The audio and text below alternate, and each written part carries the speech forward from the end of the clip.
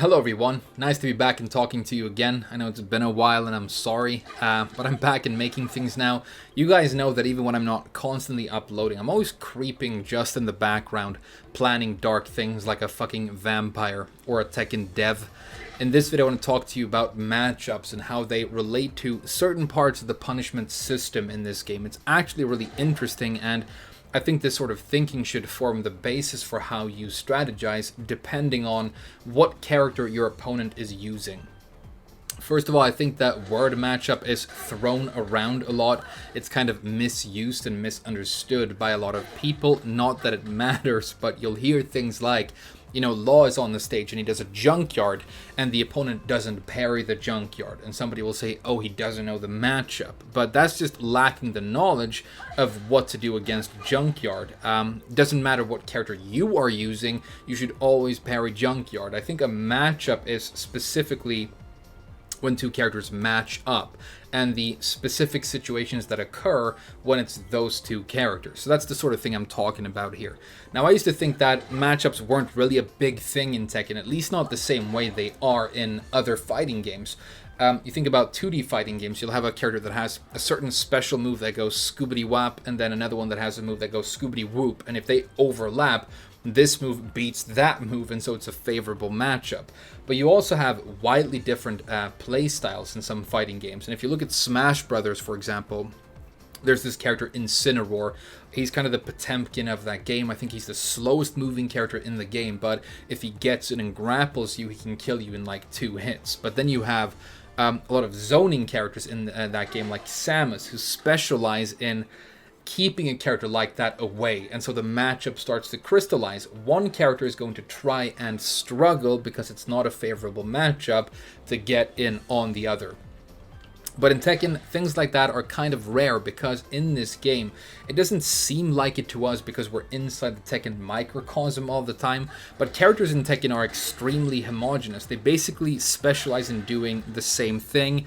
They are roughly the same size, and we have characters, for example, that are very good at rushdown, right? But then all characters have the generic anti-rushdown tools. They have dick jabs. They have 10-frame jabs. The few characters that don't have 10-frame jabs, like, you know, Gonryu and Jack, specifically those characters have 10-frame counter hit moves, and I think that's deliberately put in there so that they won't fall behind in terms of keeping pressure off them, right? So it's very homogeneous, and matchups don't seem to be as much of a thing, but they do become a huge deal when we enter the wonderful world of punishment. But not all punishment, not standing normal punishment like this, specifically when we look at wild standing punishment. This is where things get really interesting and Tekken-y, and it's the kind of thing I love to think about. But why do I think that it's specifically wild standing punishment that forms the basis of matchups in this game?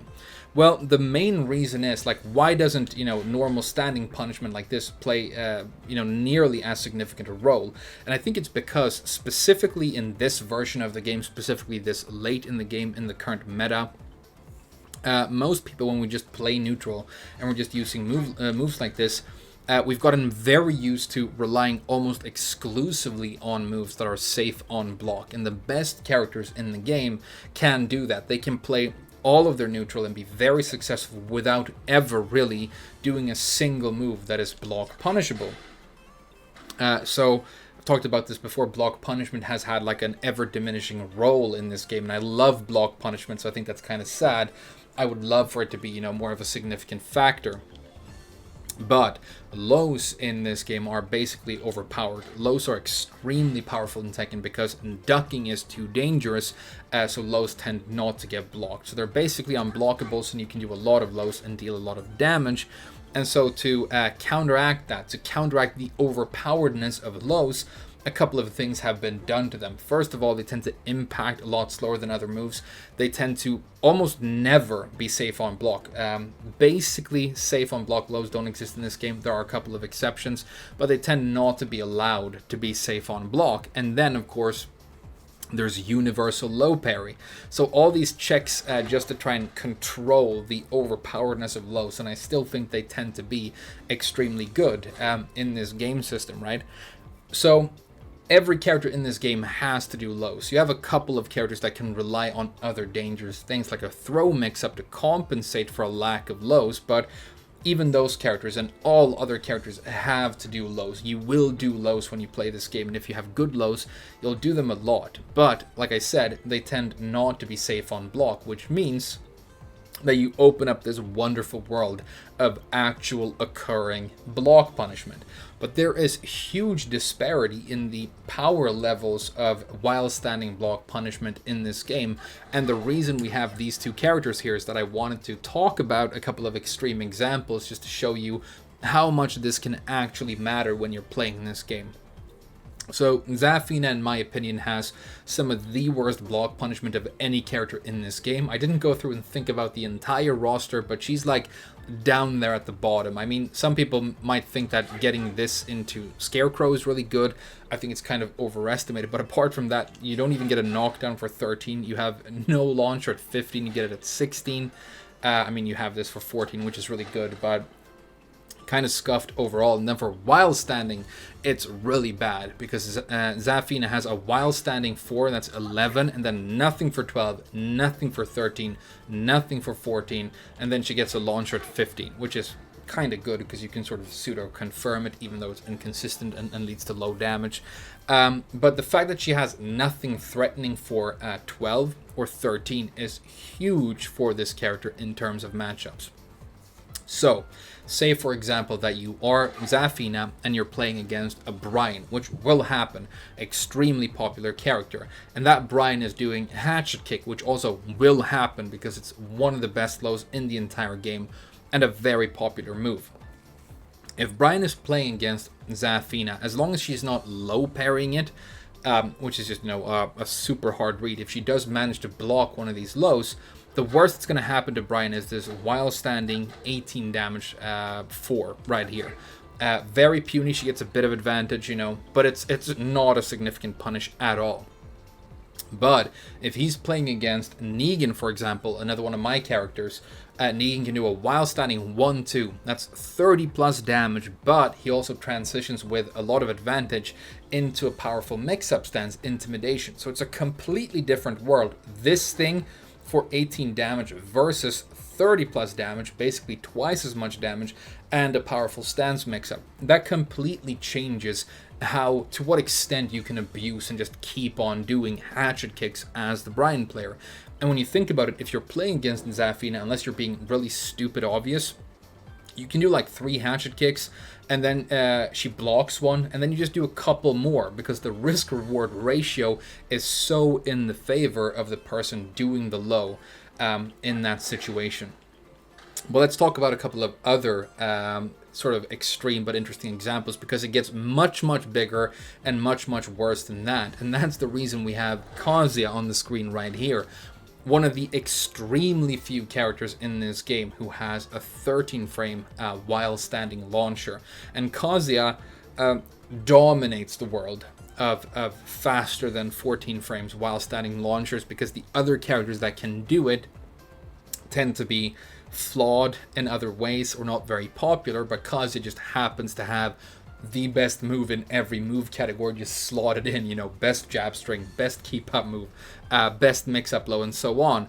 And he does have pretty much the best, or at least fastest, while standing launcher, and he's a very popular character, and you play against him all the time. So this specific 13 frame while standing launcher is very significant.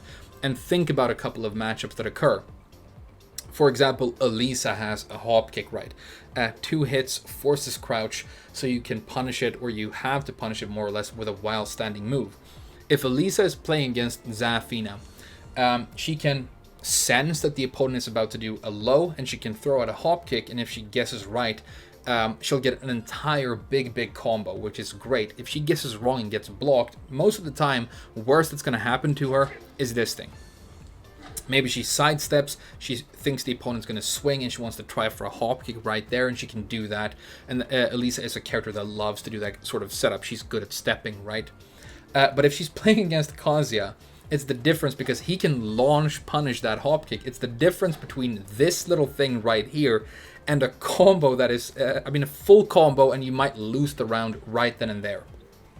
because it's a combo plus Kazuya Oki, which is, is no joke either.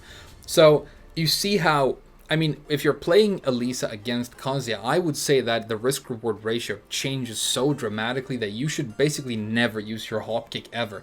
Just forget about the fact that it exists in your move list. It's just too dangerous if you get it wrong. If you want to whiff punish with it, do a back 4-4 or do a down 4-2 instead. Don't risk messing up the hop kick because it's just too dangerous. Think about Kazumi. She has her Crimson Dawn, right? Key move to the character.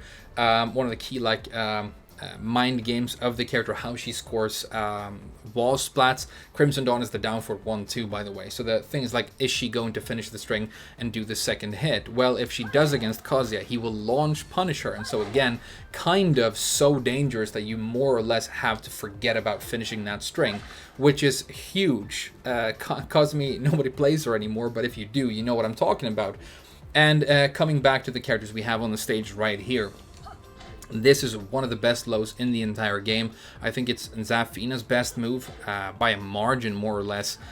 You have to do this move if you want to play this character successfully, more or less. Down 3 is super, super crucial to Zafina. But Kazuya, even if you stance transition, can just launch punish this. And again, the matchup changes completely, and so you have to change the way you think about what moves you can use and to what extent you can abuse them. There's one other situation I wanted to bring up here, now that we're talking about this, that doesn't have to do with while standing punishment. And it's something that really started to stick out to me once I started playing less Bob. And I'm talking about pushback moves. So Bob has his headbutt up forward 1+2. It's fast, it's got massive range. So if an opponent does, if Heihachi does 4-4-2 and he pushes me back, or Paul is doing death fists, I will consistently punish that for huge damage and a knockdown. No questions asked. It's easy. It's super solid. But I'm playing a lot of Negan recently, and he struggles to do that sort of thing. I guess the best you have is the knife stab, but it's a quarter circle move. It's kind of awkward.